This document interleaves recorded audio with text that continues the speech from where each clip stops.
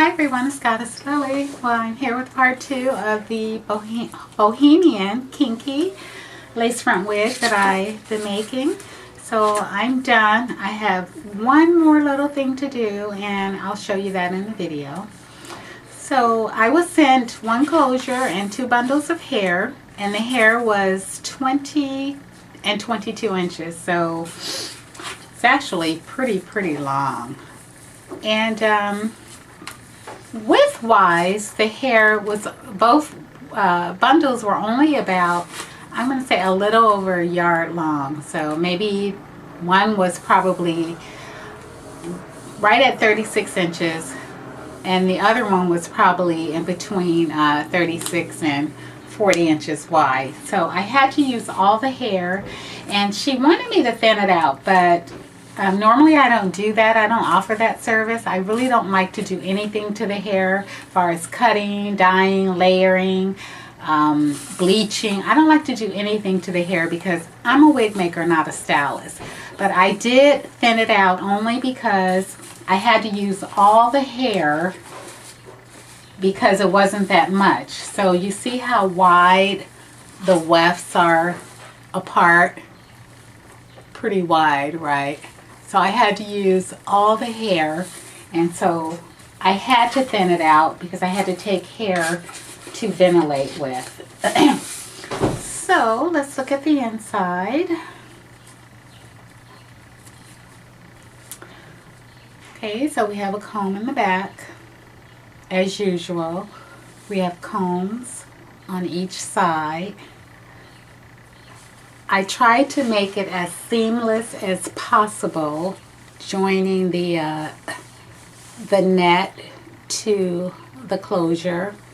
I mean, all you can do is do your best. It's not going to fall apart. It may not look straight, but that's because of the foundation. So the sides are ventilated, so you can see where the tracks stop, and that's the Swiss lace that I added in, and I ventilated through that, and also through part of the net. The net actually came all the way out, so I ventilated through that just for double reinforcement. So it's about a ½ inch of ventilation on each side, and it goes all the way up and joins the net together. Then I machine sew it to make sure it's not going to come apart. And before I talk about the closure and the pink thread, what I did was, because you know you have to sew your straps in the back or else they're going to keep popping out, I just sewed the strap. I just tacked them down with pink thread. You can just see that little bit of pink thread. I tacked them in so they won't, if they pop out, they're not going to come apart.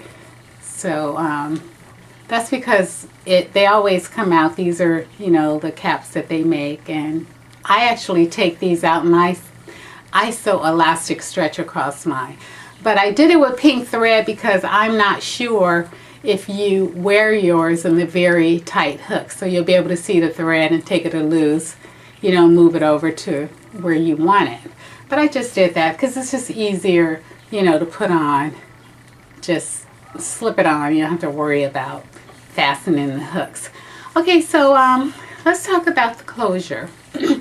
So this client asked me if I would split her closure and give her a part, and this is the dimensions that she wants, and I will do it. It is an extra charge.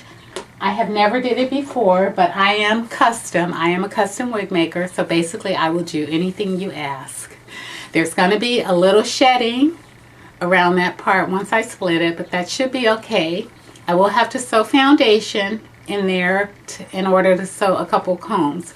So right following this video, you will see the results of that, and then I'll be totally finished with it.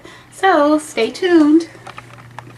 Okay guys, I am all done with the little part. The part is, I'm gonna say 1 inch deep and ½ inch wide. So this is what it looks like on the outside, and this is what it looks like on the inside. So what I did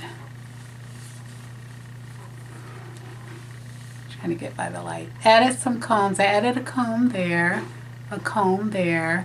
And since it's kind of more to the side, I went ahead and added a little comb here because I didn't have that comb there. Basically just had that one there, so that was too big of a gap. So I added this little one there, that one there. So the combs is stuck down in there. Foundation is actually sewn on, and then the comb is sewn onto the foundation, and of course going all through. And then I cut the foundation longer about here, and then I fold it over and tuck the edge in.